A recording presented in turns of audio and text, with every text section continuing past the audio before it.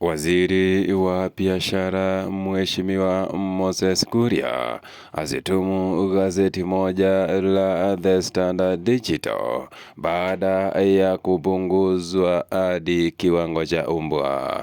Hizo zikiwa ni baadhi ya habari ambazo tunazidi kuzishughulikia kwa kina. Ujambo na karibu mtazamaji wangu, ni kuarifu ni kufichulie huku nikikufahamisha matokeo yote yanapotokea kote nchini, lakini kikubwa zaidi na kuomba uzibonyeze kidude.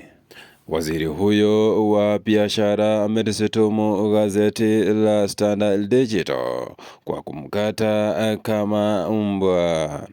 Alidai kuwa vyombo vya habari havimtendei haki baada ya kupata amri dhidi yake mahakamani. Moses Kuria amekuwa akikosolewa na vyombo vya habari baada ya mashambulizi yake kwenye kundi la Nation Media baada ya kufichua mikataba inayoendelea katika serikali ya Kenya Kwanza.